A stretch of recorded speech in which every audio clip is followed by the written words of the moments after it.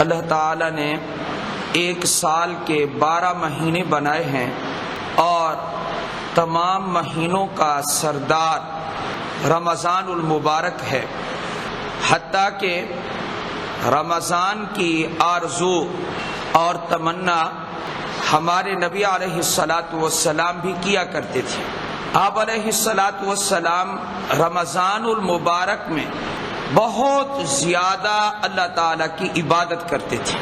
ویسے تو آپ کا ایک ایک لمحہ شریعت مطہرہ کے مطابق گزرتا تھا۔ آپ نے جو دین بیان کیا اور لوگوں تک پہنچایا، اس دین کے مطابق آپ نے اپنی زندگی گزاری۔ ام المومنین حضرت عائشہ صدیقہ رضی اللہ تعالی عنہا سے پوچھا گیا کہ آپ علیہ الصلاۃ والسلام کا اخلاق کیا تھا، تو آپ علیہ الصلاۃ والسلام کے اخلاق کو ام المومنین نے یوں بیان کیا، کان خلقہ القرآن۔ آپ علیہ الصلاۃ والسلام کا جو اخلاق تھا وہ قرآن تھا۔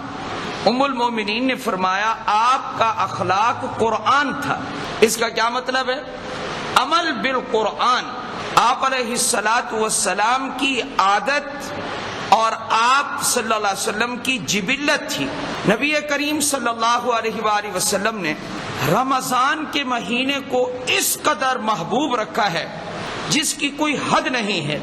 رمضان روزے اللہ نے اس میں فرض کیے، اور یہ یاد رکھیں کہ رمضان المبارک کی عبادات کا پورے سال پر اثر پڑتا ہے۔ آپ جیسے رمضان گزاریں گے پورا سال آپ کا ویسے گزرے گا۔ رمضان کو آپ قیمتی بنائیں گے، رمضان میں آپ نمازیں پڑھیں گے، آپ رمضان میں روزے رکھیں گے، رمضان میں آپ صدقہ خیرات کریں گے، رمضان میں آپ غمخواری کریں گے، رمضان المبارک میں ذکر و اذکار کریں گے، آپ کا پورا سال نیکی میں گزرے گا۔ اگر آپ نے رمضان کو ضائع کر دیا تو یہ یاد رکھیں، جس نے رمضان کو ضائع کر دیا اور قیمتی نہ بنایا تو اس کا پورا سال ضائع ہو جائے گا۔ پورے سال پہ اثر پڑتا ہے رمضان کی عبادات کا، اور ہمیں چاہیے کہ ہم ایک عزم کریں، بلکہ عزم مصمم کریں، پختہ ارادہ کریں کہ ہم نے اس مہینے کو قیمتی بنانا ہے۔ اللہ تعالیٰ نے ایک مہینے کے روزے ہمارے اوپر فرض کیے ہیں۔ یا ایھا الذین آمنوا، اے ایمان والو، کتب علیکم الصیام، تمہارے اوپر روزے فرض کیے گئے ہیں۔ روزہ نفل نہیں ہے، روزہ فرض ہے۔ جس طرح نماز فرض ہے اسی طرح روزہ بھی فرض ہے۔ پہلے کس شوق سے مسلمان روزے رکھتے تھے؟ اپنے بچوں کو روزے رکھواتے تھے اور گھر والوں کو اہتمام کے ساتھ روزے رکھواتے تھے۔ کس قدر گھروں میں نورانیت تھی۔ آج وہ ماحول ختم ہے۔ ایک عرب عالم سے میں نے سنا، وہ کہہ رہے تھے کہ ایک آدمی یہ کہتا ہے کہ یہ کتابوں میں قصے ہیں کہ ایک آدمی رمضان کی پوری رات اس طرح گزارتا تھا۔ کئی بزرگوں کے واقعات ہیں کہ رات کو قرآن مجید کا ایک ختم اور دن کو تھوڑا سا سو لیا، باقی سارا تلاوت میں گزارا، تو دن میں بھی قرآن کا ایک ختم۔ فرمایا یہ واقعات ہم پڑھتے تھے کتابوں میں، ہمیں ایسے لگتا تھا کہ یہ بہت مشکل ہے کہ دن کو بھی ایک ختم، رات کو بھی ایک ختم، یہ کیسے ہوگا، یہ بڑا مشکل لگتا تھا۔ لیکن آج کے جوال نے، عربی میں جوال کس کو کہتے ہیں؟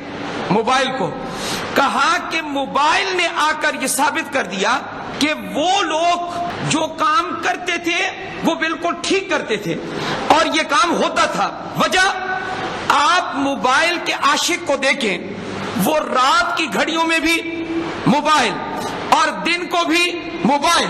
تو اگر موبائل کا اتنا شوق ہو سکتا ہے تو پہلے اللہ والوں کو قرآن کا کتنا شوق ہوگا، ہے جی؟ تو موبائل کا ایک شوق ہے نا جی۔ تو فرمایا کہ اس جوال نے آ کر ثابت کر دیا کہ پہلے جو لوگ تھے وہ قرآن کے کتنے محب تھے، وہ کتنے قرآن کے عاشق تھے، قرآن کے دل دادا تھے۔ اس لیے رمضان المبارک کو قیمتی بنانے کی کوشش فرمائیں۔ رمضان المبارک میں آپ تمام قسم کی خرافات سے اپنے آپ کو بچانے کی کوشش کریں. ایک ایک گھڑی اس کی قیمتی ہے, ایک ایک لمحہ رمضان کا قیمتی ہے. اللہ تعالیٰ نے فرمایا ایسے روزے فرض کیے جیسا کہ تم سے پہلے لوگوں پر فرض کیے. اے اللہ یہ روزے بندوں پر کیوں فرض کیے؟ تو اللہ نے فرمایا میری حکمتیں بہت ہیں, ایک حکمت میں تمہیں بتاتا ہوں.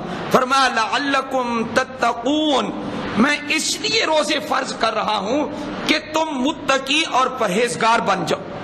اللہ ہمیں متقی اور پرہیزگار بنانا چاہتا ہے. اللہ تعالی ہمیں حرام چیزوں سے روکنا چاہتا ہے, کیونکہ ایک مشق ہوتی ہے. آدمی کھانے سے روک گیا, آدمی پینے سے روک گیا, آدمی اپنے ازدواجی حلال تعلقات سے روک گیا. اللہ تعالیٰ نے فرمایا کہ میں تمہیں ایک مہینہ مشق کروا کے متقی اور پرہیزگار بنانا چاہتا ہوں. اور اللہ تعالیٰ نے قرآن میں یہ بھی فرما دیا ایام معدودات, یہ چند دن گنتی کے ہیں اور یہ گزر جائیں گے. ایام معدودات, اللہ تعالیٰ نے تسلی دیتے ہوئے فرمایا ایک مہینہ ہے اور ہر سال آتا ہے اور یہ گزر جاتا ہے اور یہ چلا جاتا ہے. رمضان المبارک روزے کے ساتھ ہو آدمی, اور آدمی اس دنیا سے چلا جائے ایمان کے ساتھ چلا جائے, میرا خیال ہے رمضان سے بڑا کوئی اور قیمتی وقت نہیں ہوگا. سیدنا عثمان بن عفان رضی اللہ تعالیٰ عنہ جس دن شہادت پاتے ہیں اس دن روزے کے ساتھ تھے, اور البدایہ والنہایہ میں لکھا ہے کہ آپ کو شہادت سے پہلے خواب آیا. حضرت عثمان رضی اللہ تعالیٰ عنہ کو خواب میں نبی کریم صلی اللہ علیہ وآلہ وسلم نے فرمایا اے عثمان آج روزہ تم نے ہمارے ہاں آ کر افطار کرنا ہے. آپ صلی اللہ علیہ وسلم نے یہ فرمایا. روزہ تو میرے نبی کو بہت محبوب تھا. آپ علیہ السلام نے فرمایا, بخاری مسلم کی روایت ہے, من صام رمضان, جس نے رمضان کے روزے رکھے, ایمانا واحتسابا, ایمان کی حالت میں رکھے. ایمان کس چیز پر لائے؟ اس چیز پر پکا ایمان ہونا چاہیے کہ رمضان کے روزے میرے رب نے میرے اوپر فرض کیے ہیں. اس چیز پر پورا ایمان ہو. رمضان کے روزوں کو اللہ نے ہمارے اوپر فرض کیا ہے, فرض سمجھ کر روزے رکھے. واحتسابا, طلب ثواب کی نیت سے روزے رکھے. فرمایا کہ ثواب حاصل کرنے کی نیت سے روزے رکھے. یہ احتسابا. اللہ کے نبی صلی اللہ علیہ وسلم نے فرمایا جو ثواب کی نیت سے رکھے گا. اور اس کے ساتھ ساتھ ایک اور چیز بھی ذہن میں رکھیں, ابن حجر عسقلانی رحمہ اللہ اور دیگر حضرات یہ لکھ رہے ہیں, بڑے بڑے محدثین, ایک بات کی طرف توجہ بہت ضروری ہے, وہ یہ ہے آج تو پہلا روزہ ہے, پتہ نہیں یہ مہینہ کب ختم ہوگا, یہ مہینہ پتہ نہیں کب ختم ہوگا. یہ تو آج پہلی تراویح ہم نے پڑھی ہے, پتہ نہیں یہ 27 کب آئے گی, 29 کب آئے گی, 28 کب آئے گی. فرمایا اس انداز سے رمضان اگر گزارو گے تو تمہارے ثواب میں بہت سی کمی آ جائے گی. اس نیت سے نہ گزارو. علماء نے منع کیا ہے, فرمایا کہ یہ کہنا کیا پورا مہینہ یہ کیسے گزرے گا, نہ, بلکہ شوق اور ذوق سے روزے رکھو اور خوش ہونا چاہیے کیا کہ اللہ نے زندگی میں ایک اور موقع بخشش کا عطا فرما دیا ہے. یہ نیت ہو, اللہ نے اپنے قریب کرنے کا ایک اور موقع عطا فرما دیا ہے, اللہ نے مجھے معاف کرنے کا ایک اور موقع عطا فرما دیا ہے. اس ذوق شوق سے, اور یہ بھی کہ اللہ مجھے بہت اجر دے گا. حدیث صحیح میں ہے, فرمایا ہر عمل ابن آدم کا وہ اسی کے لیے ہے, کل عمل ابن آدم لہ. بڑی عجیب بات حدیث پاک میں ہے, حدیث قدسی ہے.